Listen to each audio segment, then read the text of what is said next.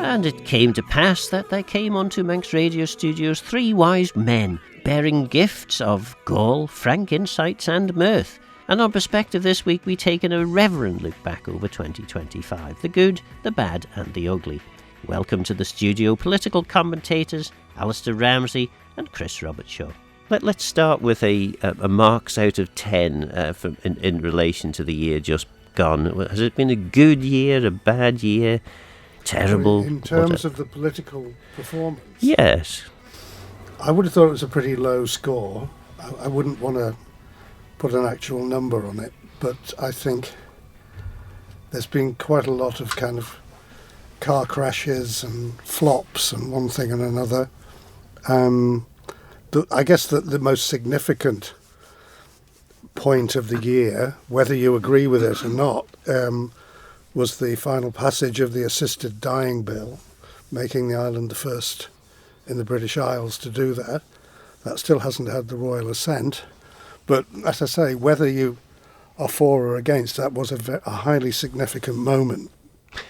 Chris, where would you rate well, we'll stick with Isle of Man politics to start with. Has it been a good or a bad year?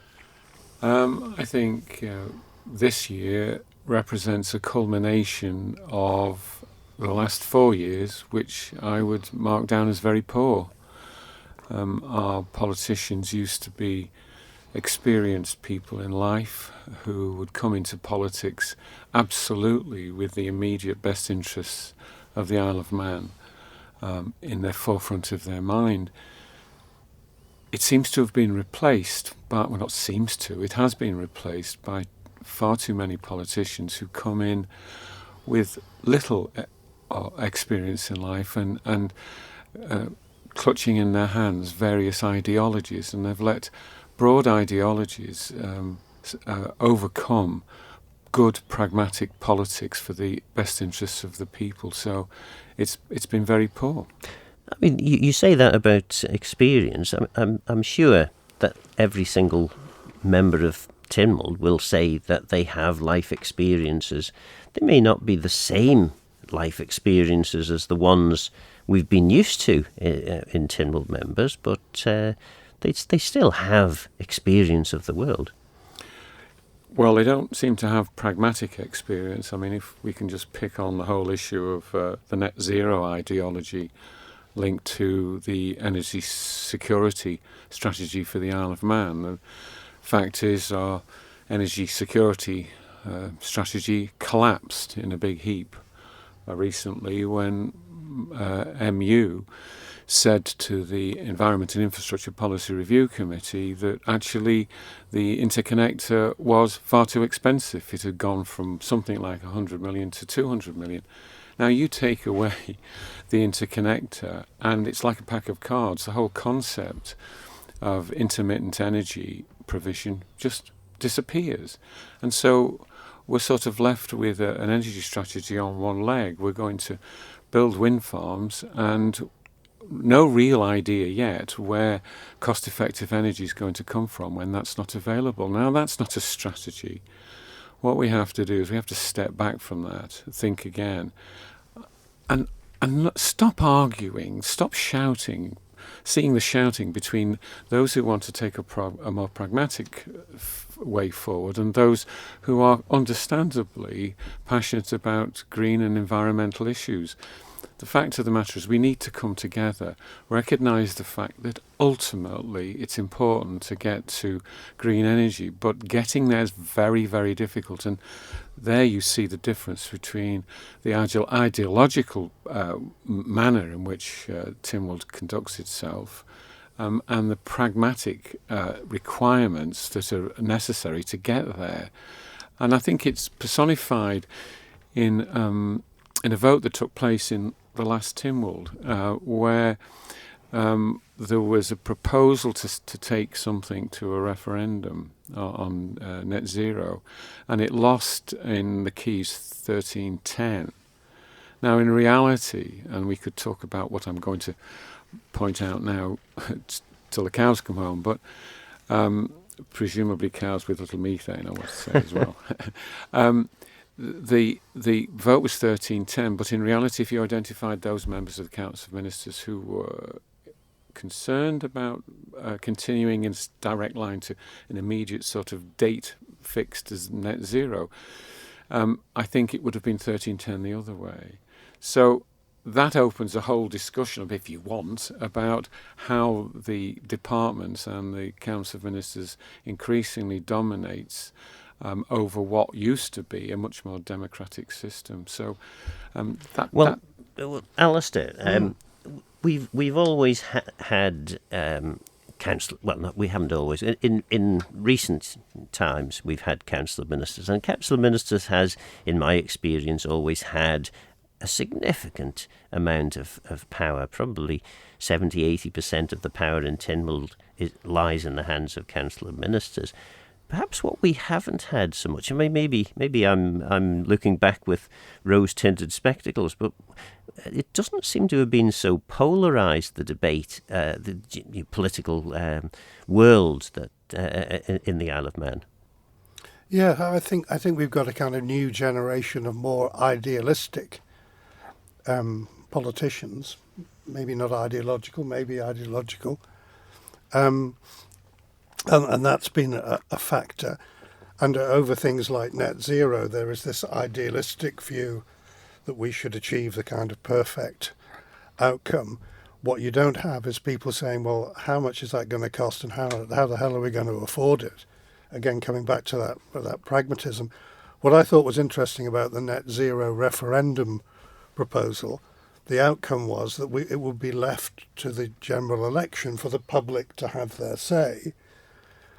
I'm not sure that the election will be the equivalent of a referendum because of the way our elections work.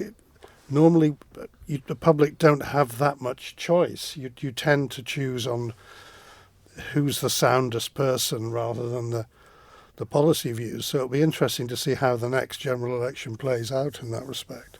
And it was also interesting in that debate that a number of members said that the whole issue in relation to net zero was too complicated for the public, which is effectively why we elect politicians, so that they can do the more detailed research that the public don't have the time to do. So on the one hand, the referendum was too complicated for a simple yes/no question to be asked. But on the other hand, it would be fine to leave it to the election, which did seem a strange bit of logic. Yes, I mean, yes, there is a lot of detail and a lot of technical stuff around that question, obviously, that ordinary people can't be expected to understand. But in terms of the broad principles, I think it is talking down to people to say that this is kind of too big for you people to get involved with. I think that's a very dangerous path for politicians to start walking down. Chris, well, first of all, do you recognise that there are occasions where issues are best left to politicians, that effectively some issues are so difficult and nuanced and probably you can spend a year or more as a politician trying to get your head around it before you can actually understand it well enough to make a decision. Do you think that's what's happening here, or is there another motivation? Well, however complicated a subject is, and you and I have sat in Tynwald over a number of really difficult subjects like abortion and since then, of course, assisted dying, and goodness knows, these are agonising issues.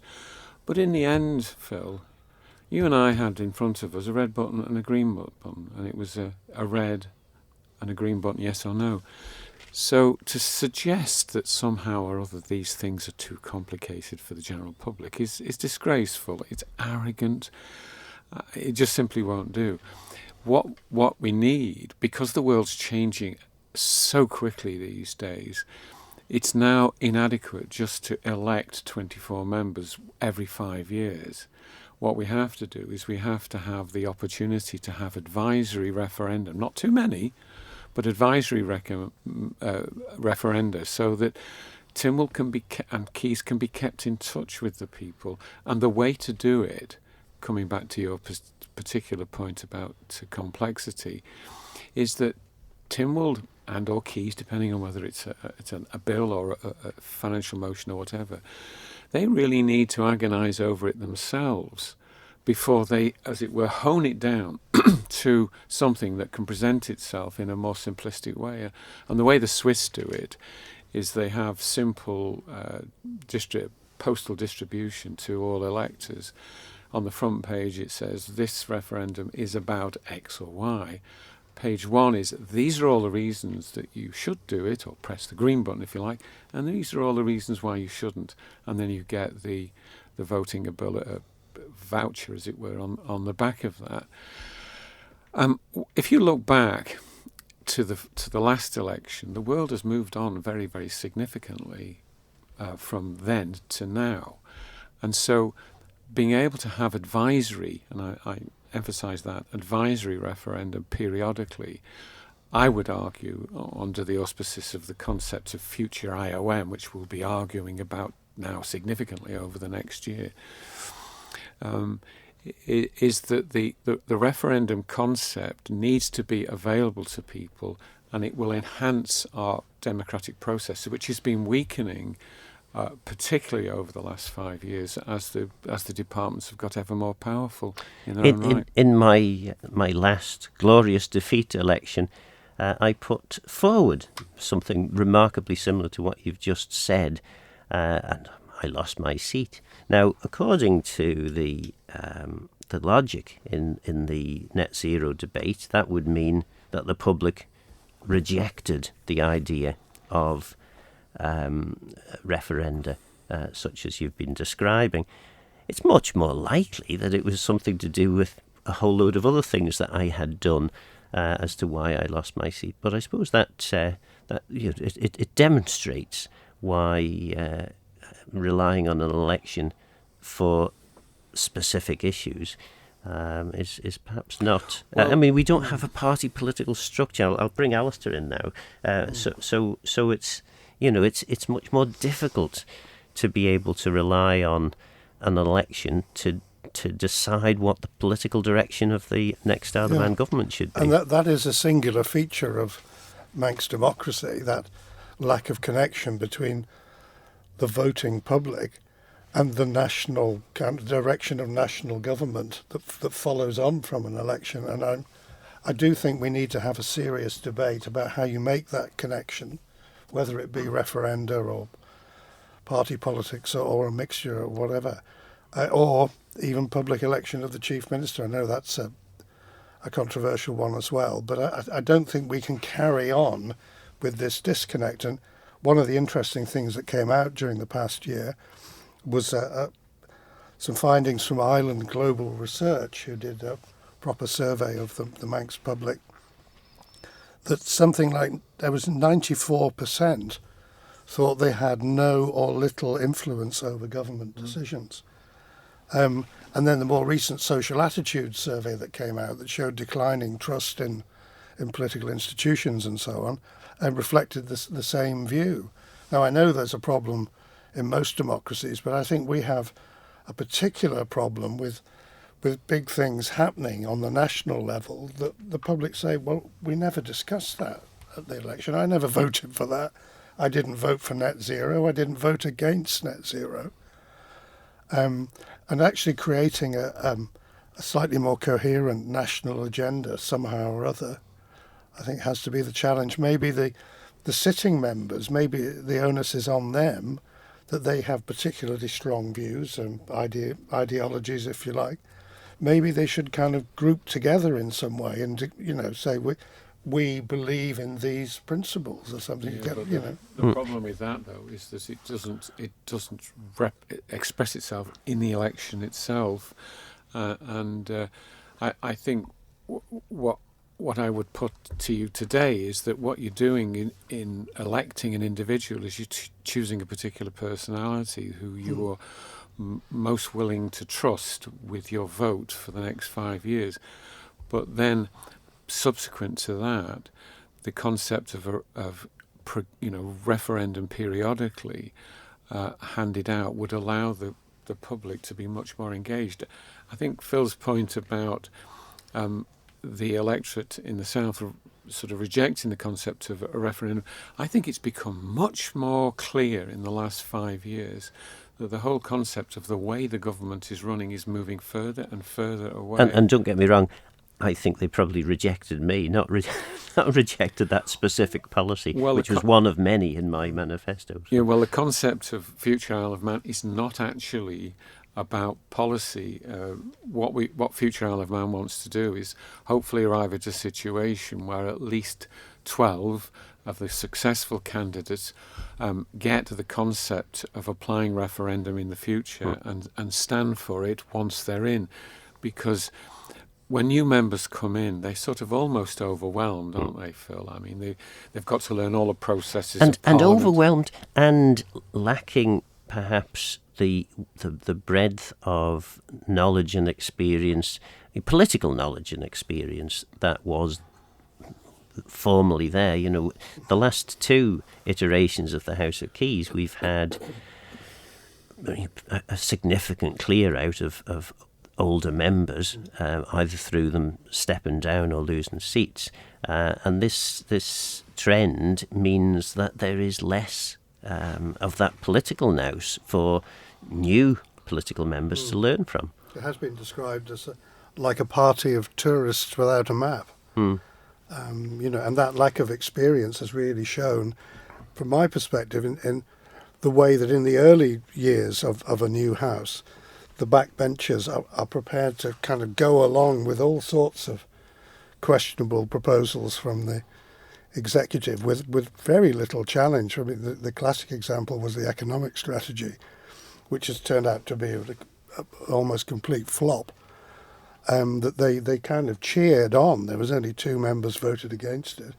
And it's now going to be reviewed after 3 years. It was meant to be a long-term economic strategy. Well, if you take that point, the lack of experience of elected politicians, and then you link it to the fact that now we have a new generation of CEOs in departments who are equally limited in their previous experience, and you've got the 2 elements working together.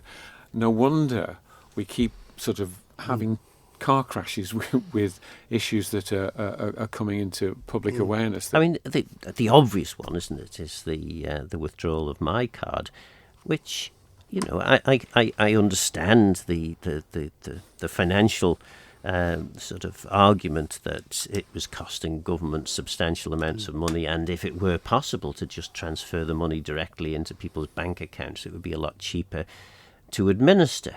But it was so blatantly obvious as we approached a month to go before my card was completely withdrawn that this, you know, enough hadn't been done to get the my card users moved on to whatever the next thing was going to be. So how on earth did council ministers not see that coming and not prepare something? That's what I found most puzzling throughout the whole year. Surely to goodness they must talk about these things and must have a plan.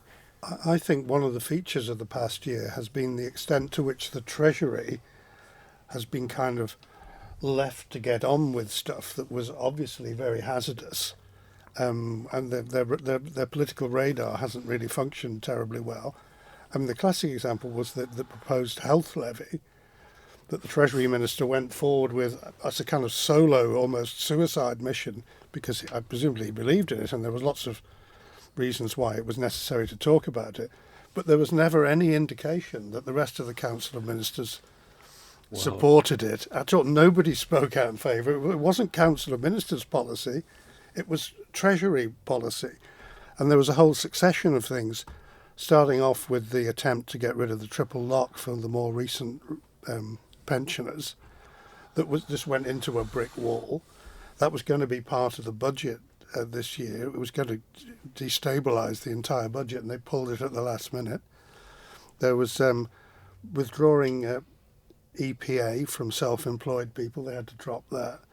So there's been but that's Treasury being kind of out in front on these things, and they don't seem to have had much backing at all from the Council of Ministers. No, I don't think it's necessarily backing. I think it's a blunt determination on the part of the Treasury Minister to charge forward. Now, I introduced the My Card, and there was a whole strategy behind it. It would start with providing a much more efficient way of delivering pensions at the post office. But beyond that, the intention was always to use it in a whole myriad of different ways, which would allow My Card to be actually become a revenue collecting opportunity, which in certain areas, for example, more people paying prescription charges than currently the case, and so on and so forth, that would have suppressed the need that they're now facing as to how on earth we get enough income in to deal with our health service. Now, Alex Allinson knew full well that was what the intention was, because actually when he did an interview on Manx Radio, about a year ago or more now, when he announced the end of the My Card, he said, well, of course, I'm aware that he used more or less these words. I'm aware that Chris Robertson had ideas about how to use the My Card effectively, and then just dismissed it, you know. That's unforgivable. So I don't take the view, Alistair, that the Treasury have been left to cope. Yes, there's inexperience in members understanding what Treasury is doing, but Treasury have been blundering into so many things, putting tax up, taking it down. There certainly has been a lot of blundering. And is that? I mean, is this perhaps some other thing that we're unaware of, where Treasury is being given enough rope to hang itself? I mean, is it that kind of thing? Go on then, off you go, Treasury Minister, maybe urging him on to. Maybe it's a combination of these things. Just to come back to the My Card issue, one of the big questions over the recent years is what happened to those efforts to start modernising government systems that Chris was involved with. And you think, well, you know, we started doing that quite a long time ago, and then it just disappeared. All sorts of things that are now trying to play catch-up on. People talking about digitising and so on. The House, the new House, really has to grasp this. And the concept of this group, Future IOM, has these three incredibly important principles that need to be adopted by the next House. One is the use of advisory referendum to bring democracy back to our system. The second one is to adopt unified government under the John Everidge concept, which came out, 2014. And the third thing is the importance of making sure that high-level strategic thinking is of the highest quality. And we have to remove, in all of that, the current clumsiness, which we just discussed earlier, about inexperienced ministers and inexperienced CEOs rushing off and having real power within their area of concern to get things through, and they can get it through. This, though, is not unique to the Isle of Man, is it? It is fair to say that if we thought that politics on the Isle of Man, or in the Isle of Man, I should say, is struggling at the moment, we only have to look across the water in the easterly direction to find a political system which seems to have pretty much imploded in terms of the expected norms of where we've been for a century or more, or where the UK's been for a century or more, with a very clear divided political system with a left-of-centre Labour Party and a right-of-centre Conservative Party, and a few others that would occasionally add a little bit of spice to political life, but that was about as far as it went. Now we seem to be having a further polarisation to have a much more right-wing Reform Party and a much more left-wing Green Party, and they appear to be, if opinion polls are anything to go by, to be squeezing out the centrist parties. Well, I think you capture that particular issue very clearly there. What I would do is say to you, let's be very careful about the idea of party politics working, because as you say, Phil, it's just imploded in the UK very seriously.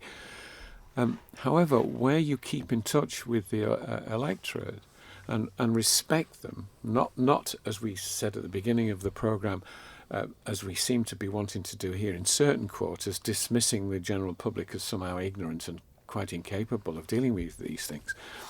In Switzerland, where they continue to engage after elections with the general public through periodic referendum, and their system is far more sophisticated than ours needs to be, then politics doesn't drift off too far ideologically or in an experienced way. The people should be trusted, and where you've got that continuation of trusting the people, the systems work. Where you've got party politics, it's falling apart, and in the Isle of Man we've got these really serious problems. I think we need to retain much of what we've got, but we need to refine it. Alistair, the world, perhaps we could describe 2025 as a year that reinforced uncertainty in global politics. Is that a fair thing to say? I guess so. I mean, it's I suppose the biggest influence in the year is Trump, and that perhaps represents the rise of populism, a kind of less rational approach to politics, and that's being reflected in other countries to a lesser extent. I think it's a profound and very worrying turning point in the history of the democratic world, and the decline of the kind of post-war democratic order and so on, all those grand phrases, but I mean they're serious and they mean something. I think you're talking there about effect rather than cause. I think it's important to address cause, and cause is all about Western democracies spending money they haven't got to get the votes of the people. So you've got innumerable European countries collapsing into the most appalling debt. And one of the key things that we've got to do is not to let ourselves here slip into these debts. And it's sad that the administration that you and I were in, if you remember this, that we ended up with this £200 million shortfall. Oh, I remember it well. Whoa, we lived with it day to day. Well, you might recall that we recovered 125 million of that and made ourselves very unpopular in the process, and handed on to the next administration 75 million to find, and they're still trying to find it now. And I think that's disgraceful. And the greatest protection that our government can give the people of the Isle of Man is to make sure that it starts living within its means. And we're seeing a variety of rather worrying trends. But is this, I mean, you're talking about understanding the cause. I mean, the problem is people's expectations remain high. And as you and I know, Chris, if you want to get elected, if you say too many unpopular things, then the chances are you won't get elected. And saying to the public, actually, you know what, we've been living way beyond our means and we have to get used to a much less enjoyable environment, that's just not going to wash with the public. Alistair, is that? Yes, it depends how you frame it. I think it's always very tempting for politicians to say, look, government is spending too much, government is too big, government is bloated, there's too many staff.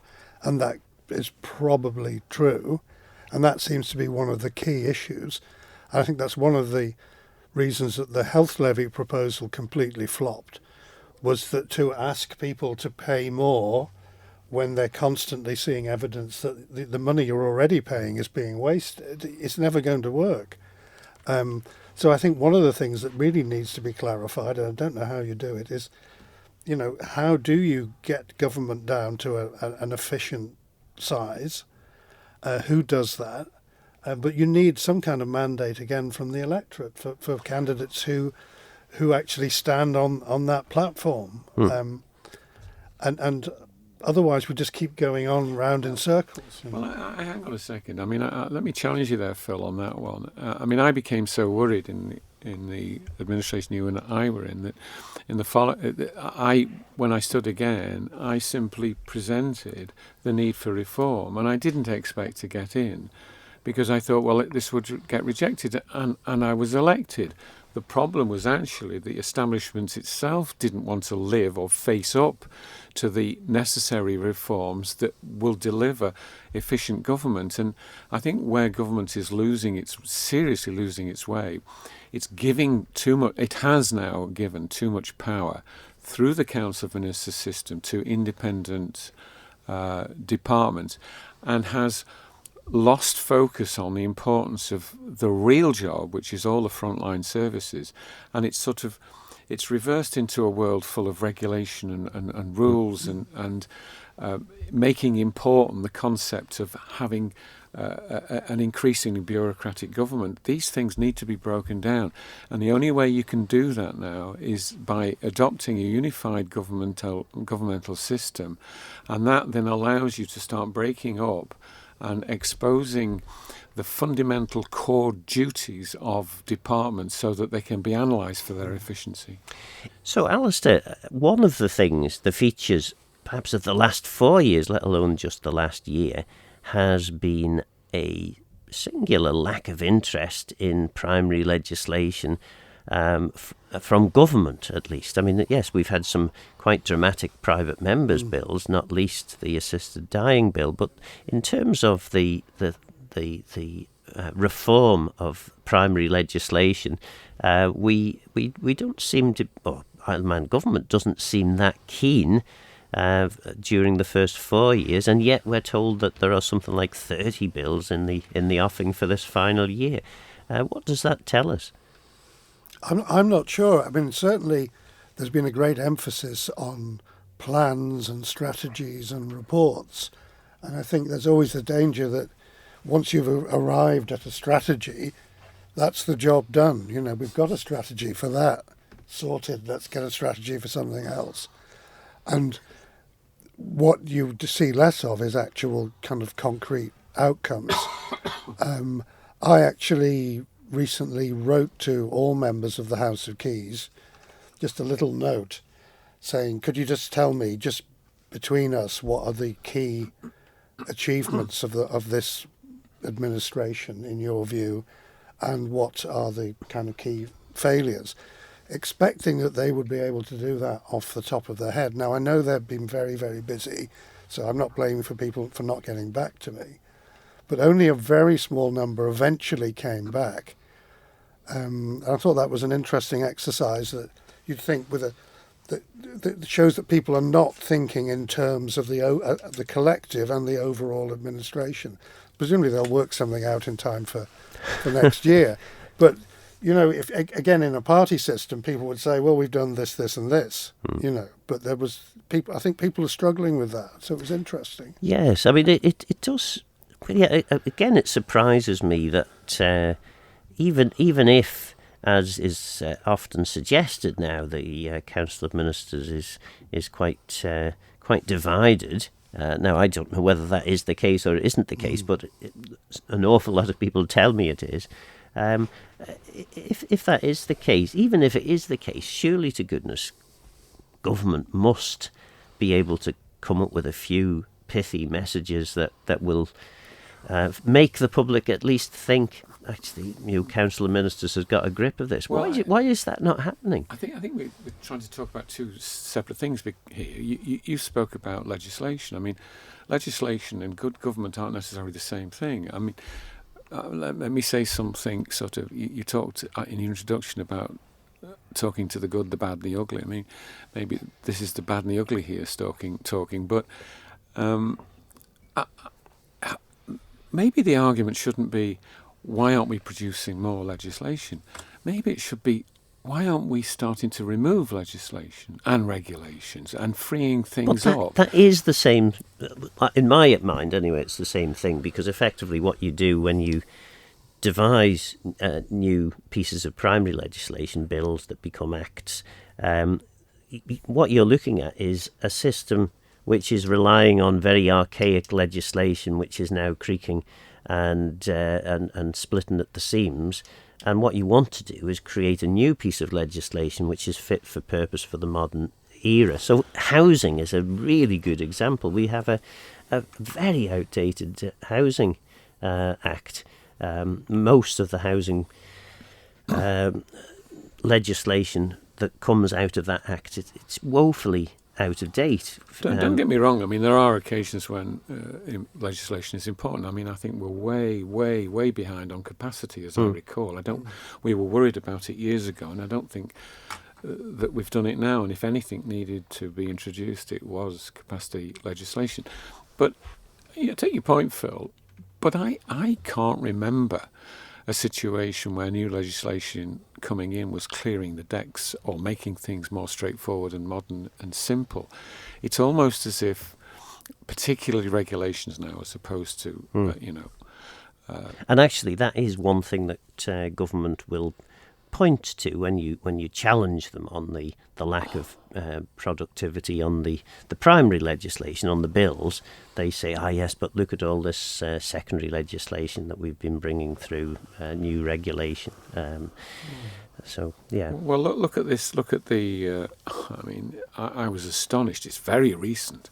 I was astonished to see Clause 5 of the local government bill that's currently, well, it was with Legco last week, so presumably after Christmas it'll be back to Keys. But goodness me, I mean, there's a beast if ever I've seen it. But I would see the dangers of Clause 5 about the central government. Perhaps most of the listeners won't be into this, but Clause 5 is all about giving DOI the power to pass out services to local authorities and presumably therein pass out the cost issue as well. So, as it were, it's almost like a poisonous challenge. This thing is capable in the future of ratepayers finding that their rates are escalating, and all because then central government was, as it were, pushing out cost to protect itself. To be fair, though, the mover of the clause said that this was exasperation in relation to, I think it was particularly in relation to Bride deciding that they weren't prepared to follow the funding model for the Northern Civic Amenity site that all the other civic amenity sites in the island were following. And, many people will have thought, if not said out loud, people in glass houses shouldn't throw stones. And, of course, the stones that Bride were throwing were effectively allowing people to say, you know what, all that money that you get from the rateable income from the quarry down on the Airs, maybe you shouldn't have that. And indeed, this has now resulted in reform to the Rates Act, a minimal reform to the Rates Act, which, again, Treasury has been pursuing. Alistair? What that does highlight is the absence of any meaningful wider reform for the local government structure. It's been left alone as too difficult. Well, I was, Phil will remember that I, not surprisingly, believed in my time in office that there was a need for local government reform, and I absolutely stand by that. But I, in the end, came to the conclusion, hang on a second here, central government needs to reform first. Once you've got the fundamental assembly of how you want to run your central government efficiently. Once you've done that, then there's an opportunity to say, oh, okay, how does that integrate with how we want to run our local authorities, rather than where we are now. I mean, okay, I take your point about Bride, etc., but this isn't, Clause 5 is absolutely no way to do it, and if members... But there is a point to this, that actually if local authorities have a statutory responsibility to do something and they're failing to do it, surely central government should have some kind of ability to say to them, no, you really must do this. This is a statutory function. You've got to do it. But then, as I'm saying that, I'm thinking, well, if it's a statutory function, they must do it anyway. Exactly, but you can't have central government, which is essentially inefficient, too expensive and bloated, dictating to local authorities as to what they should be doing, what central government needs to do, is live by example, and that thus far hasn't happened. We've since that really difficult 5-year period where we had to sort of save all our money, and we handed over back to that point about the 75 million. We've got absolutely nowhere. Government's been talking now for close to 10 years. Well, we've got to save money. They never do. They never do it. And now with Clause 5, I'm sorry, perhaps you think I'm cynical. It's an opportunity for government to start pushing cost away from itself to protect itself. Well, it's not so much that I think you're cynical. Of course, I probably ought to declare an interest as a clerk to a local authority, but I have to at least give the other point of view. I advertised this programme as the three wise men of Manx politics. Perhaps the three grumpy old men of Manx politics might be a better approach. But so on that basis, let's have a look, if we can, for a positive from the last 12 months. Any takers? No. I don't think I have, actually. No, I genuinely, I've become more and more concerned as this administration has gone on as to where we're going, which is, as I say, I mean, I'm a retired guy, but I can't let go because I'm concerned about the future, and that's why I've devised with others this concept of Future Isle of IOM, which deals with these principles. So there's a positive. You've come up with that. So, Alistair, yes. I suppose the only kind of hopeful thing is that the continuing shift in the government agenda, which was noticeable, happened about mid-term, year before last, I think, where they shifted to more of at least they were saying they were more concerned about efficiencies, they were concerned about border security. They were going to try and get a handle on immigration, and that's become a theme. And that, interestingly, followed their road shows, where I think they found that the public weren't buying into their original agenda of kind of optimistic expansion at all. So, but that hasn't delivered any results yet. You know, we've got these efficiency programs. They've got this rather elaborate system now for assessing new recruitment, which is left to the departments to decide whether they really need that new person. So you know what the result could be in most cases.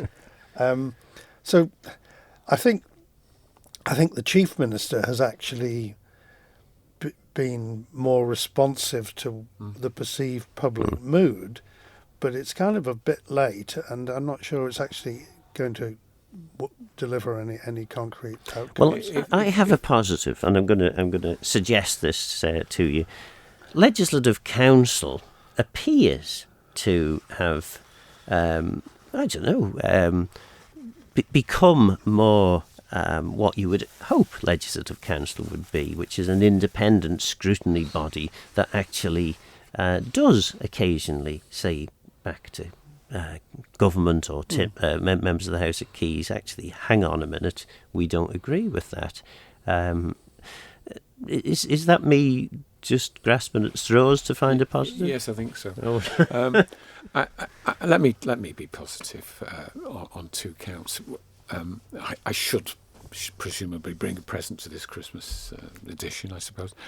The first one is failings of others, that the UK has got itself in such a dreadful state that there are a number of people looking to the Isle of Man and our more reasonable tax system as being perhaps a safe place, that it is, a peaceful, safe place to perhaps consider moving to. That's one good thing. The other good thing has got to be that if you look across the democracies of Europe and the struggles and huge difficulties they're in and increasingly find themselves in, and it's likely to get worse way before it gets better, is that for all the things that we concern ourselves with, rightly so, we are small enough and neat enough to actually put things right if we put our mind to it. And I think we can. Alistair, is that positive enough? Yeah, I think that's. I think that's definitely challenging the grumpy old men tag. We still have that underlying sense of community. Yeah.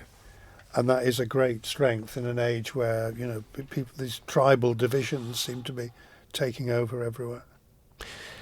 So the obviously Isle of Man government has its problems, and to be fair, that a number of those problems result from issues out with the control of the Isle of Man government, particularly the war in Ukraine, which caused a number of problems. COVID, which caused a number of problems. They can reasonably point to those things, I would say. Do you think they've overused those excuses, or are they reasonable things for them to be concerned about? I think there's a tendency to try to hide behind issues outside of our control, to take the focus away from those things that we should have control on.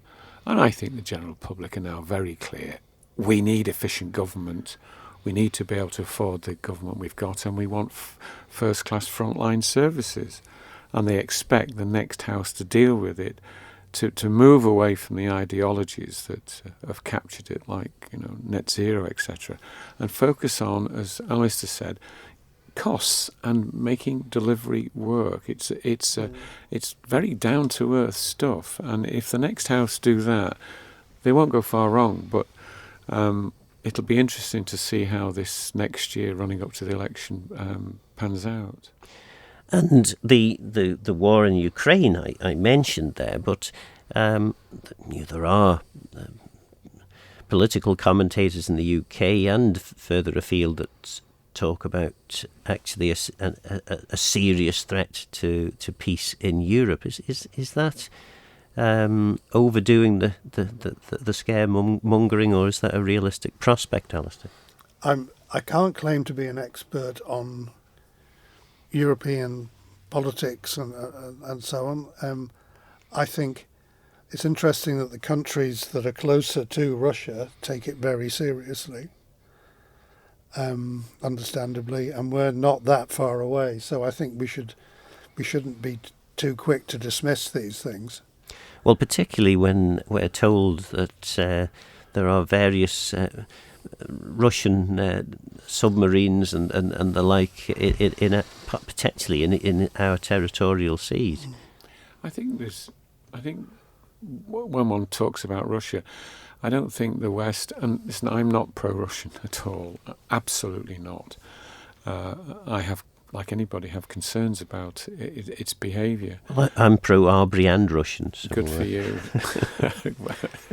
But what is very surprising is that Europe is very much behind the concept of taking Russian funds, which have been frozen, into use. And that's a worry, because a significant proportion, as I understand it, of those billions of pounds worth of funds belong to individual Russians. And so, it undermines the whole international financial system. And the increasing focus on looking to Russia as being a major threat happens to coincide with Western countries absolutely failing to deliver balanced budgets. And it's almost as if an element of the slightly more cynical side of one says, well, is this distraction process is going on here to, as it were, unite people against a common enemy, so that they can't see the very, very significant failings of the current Western democratic institutions. Well, I imagine too that it's something to do with the fact that the Trump administration in America has pretty much said, Europe, you've been living off the coattails of America for long enough, and it's time you got on with it and sorted your own defence out. Well, yes, that's what they're saying, and there's a deep truth in that. But Pax Americana is now finished, and the Americans are looking after themselves. And I suppose in terms of encouraging the public to agree to substantial increases in public expenditure on defence, you need to have a threat. Yes, but that's all well and good if at the same time you're, as is the case in the UK, welfare spending is just going absolutely through the roof. You can't do all things all the time. The West is running into real problems. Goodness knows how the bond markets are going to react as the months roll out after Christmas. It's that's the worry. It's where's the money coming from? That was political commentators Alistair Ramsey and Chris Robertshaw. So what do you think? Was 2025 a year to forget, or were there some positives in there? I'm Phil Gorn. Go to Myers and Geisha Grum Carna Blina. Thanks for listening, and Nollick Ghennal.